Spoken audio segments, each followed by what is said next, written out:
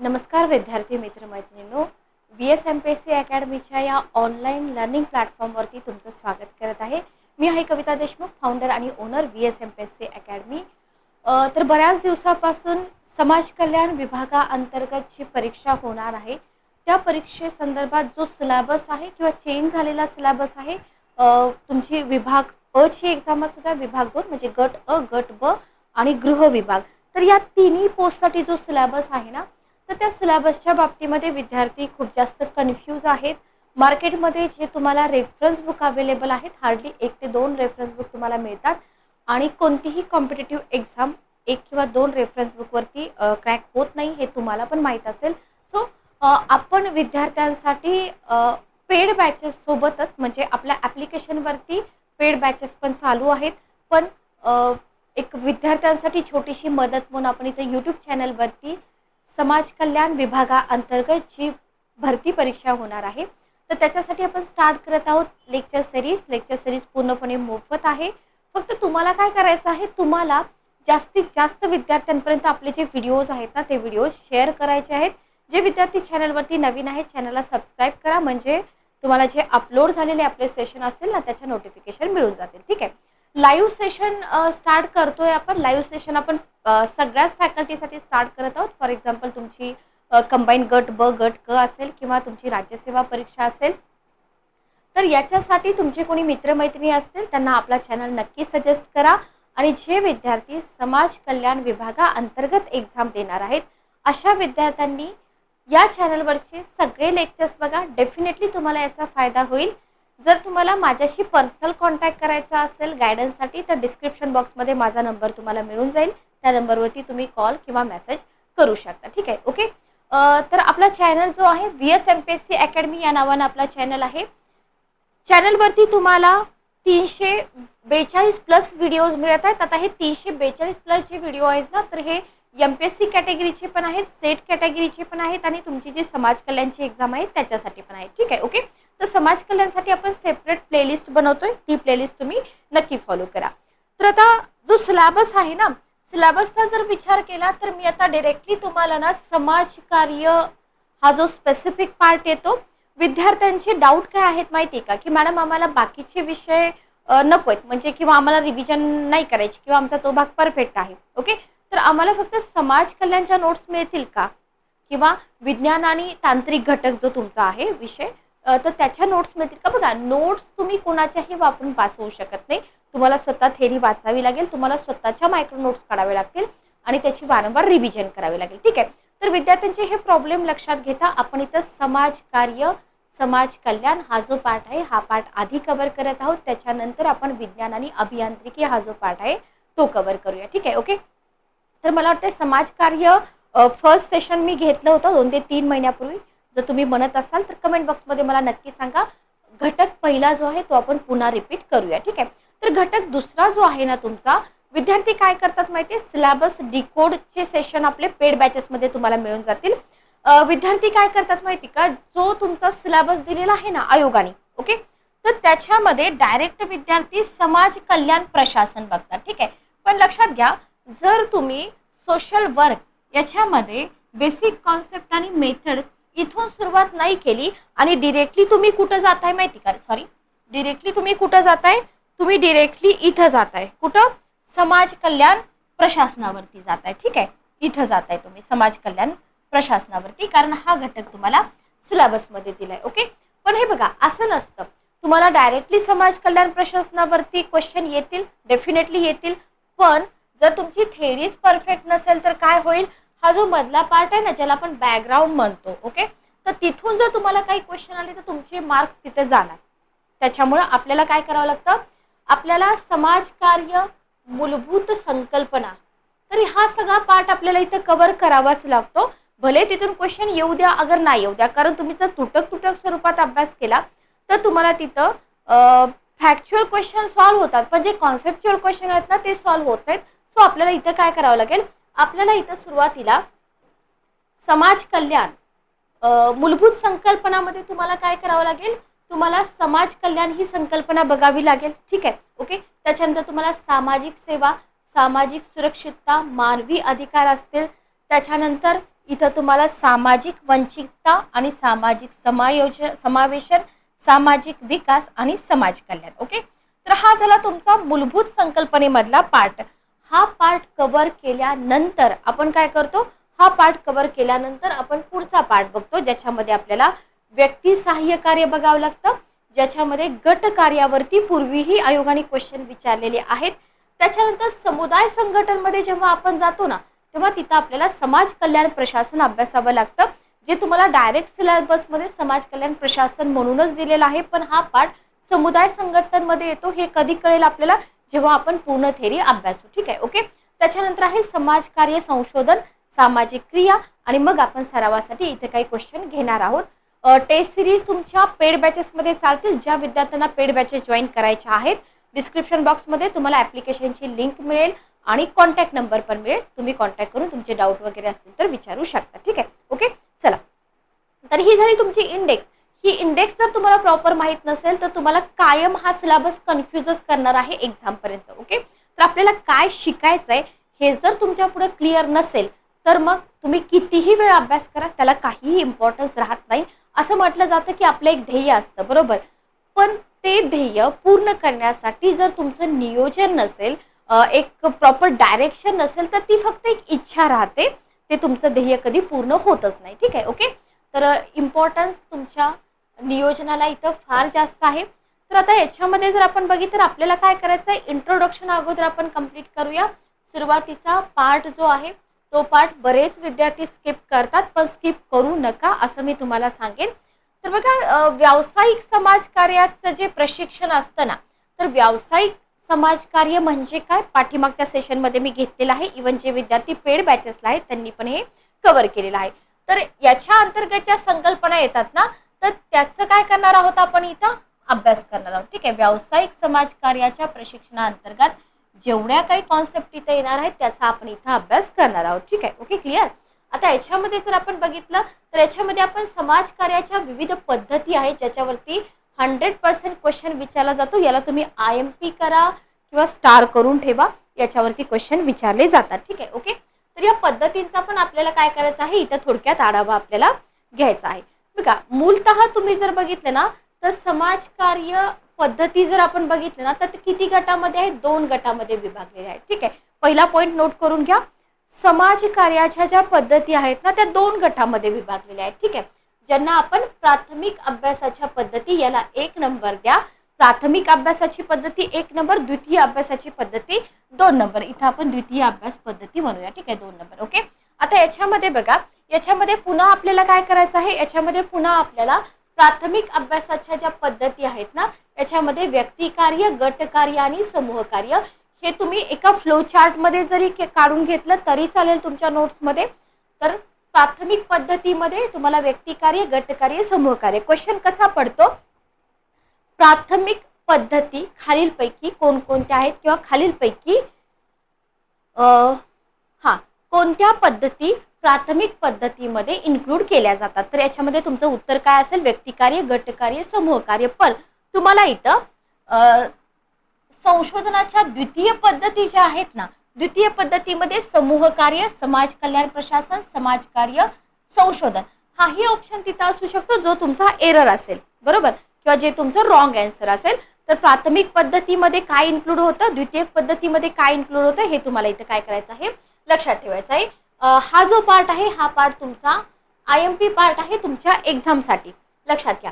त्याच्यानंतर बघा, या घटकामध्ये आपण मानवी अधिकार, सामाजिक सेवा, सामाजिक सुरक्षितता या संकल्पनांची माहिती घेणार आहोत. विद्यार्थी काय करतात माहिती का, विद्यार्थी डायरेक्ट मानवी अधिकार सर्च करतात, बरोबर, किंवा डायरेक्ट सामाजिक सेवा, सामाजिक सुरक्षितता सर्च करतात. भरपूर सारं कंटेंट तुम्हाला गुगलमध्ये मिळून जातं. पण तुमच्या एक्झामची नीड काय आहे, तुमच्या एक्झामचा सिलेबस काय आहे, किंवा हे जे आपण शिकतोय याला कोरिलेट करून या मानवी अधिकाराचं कोणतं कंटेंट आपल्याला करायचं ते तिथं आपल्याला कळत नाही, बरोबर. म्हणूनच एक जो काय म्हणतात त्याला, एक जी लिंक असते ना ती फॉलो करणं फार इम्पॉर्टंट असतं. सो आता इथं आपण बघतोय उद्दिष्ट काय आहेत बघा. तर या घटकाचा जेव्हा तुम्ही अभ्यास कराल ना, हे सगळं तुम्हाला माहित पाहिजे की एखादा घटक आपण अभ्यासतोय, तो घटक अभ्यासल्यानंतर आपल्याला तिथून काय आउटपुट मिळणार आहे. ओके, तर हा घटक जेव्हा तुम्ही अभ्यासता ना तेव्हा इथं तुम्हाला ज्या सामाजिक संकल्पना आहेत ना त्यांची माहिती तुम्हाला समजून घेता येईल. Okay, clear. सेकंड, तुम्हाला समाजकार्याच्या प्राथमिक पद्धतीचा अभ्यास करणं आणि त्याची व्याप्ती समजून घेता येईल. सोबतच द्वितीय पद्धतीचा पण अभ्यास आपल्याला इथं करायची आहे आणि त्याची व्याप्ती आपल्याला इथं समजून घ्यायची आहे. ठीक आहे, आतापर्यंत मी जेवढं काही एक्सप्लेन केलंय तिथून 100% 6 ते 7 क्वेश्चन बनतात आणि डेफिनेटली क्वेश्चन एक्झाममध्ये विचारले पण जातात. विषय विवेचन जर तुम्ही बघितलं तर आता इथं बघा, विषय विवेचन तुमचे जे मार्केटमध्ये रेफरन्स बुक आहेत ना त्याच्यामध्ये मिळत नाही, लक्षात घ्या.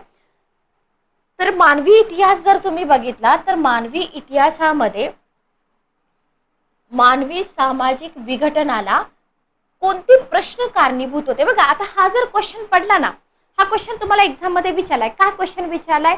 मानवी इतिहासामध्ये बघा क्वेश्चन काय आहे, मानवी इतिहासामध्ये मानवी सामाजिक विघटनाला खालीलपैकी कोणकोणते प्रश्न कारणीभूत होते. तर तुम्ही म्हणाल की मॅडम हा क्वेश्चन विचारला कुठून, बरोबर.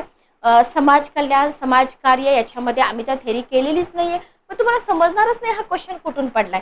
तर लक्षात घ्या, मानवी सामाजिक विघटनाला मानवी इतिहासामध्ये जे प्रश्न कारणीभूत होते हे असतील तुमचे ऑप्शन. पहिला ऑप्शन असेल दारिद्र्य, दुसरा ऑप्शन असेल दैन्य, तिसरा असेल दुःख, चौथा असेल धर्म, पाचवा असेल प्रांत. 5 ऑप्शन तर नसतात, 4च असतात. ठीक आहे, ओके. पण जर लोकसेवा आयोगाने एमपीएससी सारखे क्वेश्चन क्रिएट केले तर तुम्हाला 4 ऑप्शन आणि पुन्हा खाली 4 ऑप्शन असू शकतात. सो इथे एक तुमचा क्वेश्चन बनतो ज्याला तुम्ही मॉडरेट टू डिफिकल्ट लेवलचा क्वेश्चन म्हणू शकता. त्याच्यानंतर बघा 19व्या शतकाच्या उत्तरार्धामध्ये जर तुम्ही जात असाल तर तिथं तुम्हाला काही संस्था मिळतात ज्या विघटन टाळण्यासाठी कार्यरत होत्या. बघा, विघटनासाठी कारणीभूत असणारे प्रश्न तुम्हाला मिळाले. कोणकोणते प्रश्न होते? दारिद्र्य होतं, दैन्य होतं, दुःख होतं, बरोबर. पण 19व्या शतकामध्ये जसं जसं तुम्ही जाल ना तर तिथं हे विघटन टाळण्यासाठी काही संस्था, संघटना तुम्हाला मिळाल्या. कोणत्या होत्या? कुटुंब संस्था होती, धर्म संस्था होती, विवाह संस्था होती. या 3 संस्थांची नावं तुम्हाला लक्षात ठेवायची, बरोबर. Okay, clear. आता याच्यानंतर बघा, त्याच्यानंतर होते औद्योगिक क्रांती. औद्योगिक क्रांतीनंतर शहरीकरणाची प्रक्रिया सुरू होते, बरोबर. औद्योगिक क्रांतीनंतर शहरीकरणाची प्रक्रिया सुरू होते आणि त्याच्यानंतर काय होतं? त्याच्यानंतर जो समाज आहे ना त्या समाजामध्ये खूप सारे चांगले चेंजेस आपल्याला दिसून येतात. ठीक आहे, ओके. म्हणजे समाजामध्ये जो बदल अनुभवला आहे तो आपल्याला इथून स्टार्ट होतो. त्याच्यानंतर बघा, लोकसंख्या वाढीमुळे, माहिती आणि तंत्रज्ञानाच्या विकासामुळे, औद्योगिकीकरणामुळे, पर्यावरणाच्या प्रदूषणामुळे काय होतं? नवीन समस्या पण होतात.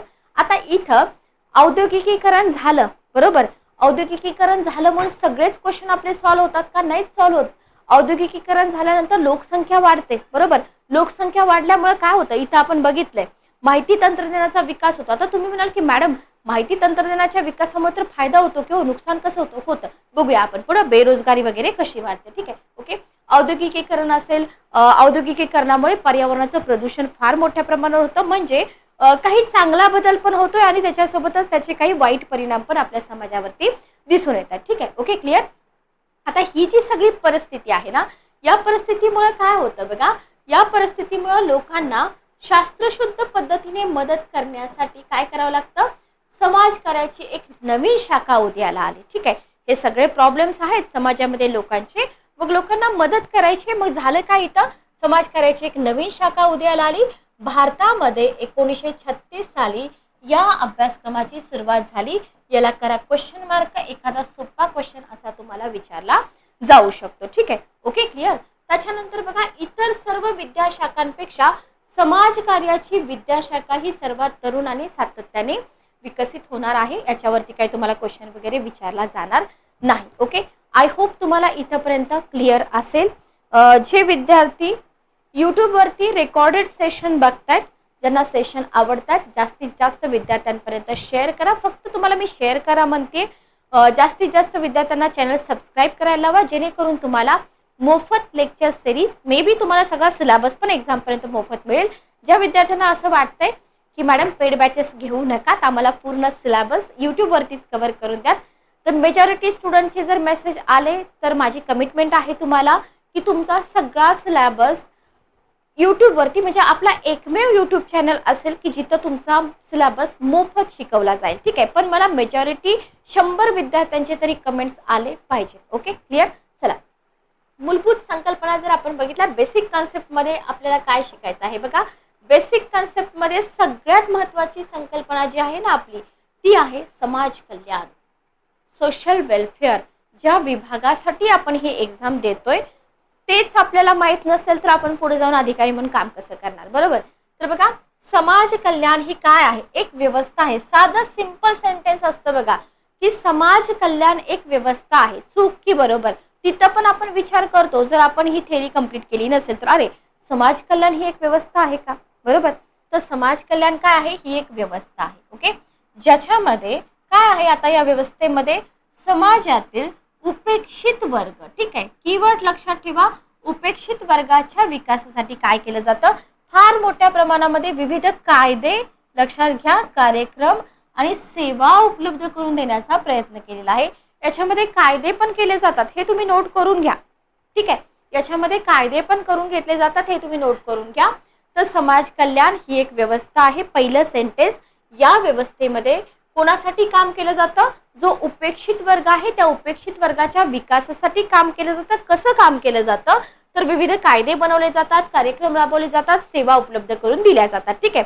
मग समाजाच्या चांगल्या नियमनासाठी जो वंचित वर्ग आहे त्या वंचित वर्गाच्या विकासासाठी मोठ्या प्रमाणामध्ये काय झालेलं आहे, शासकीय पातळीवरून इथं आपल्याला सहकार्य केलेलं दिसून येतं, ठीक आहे.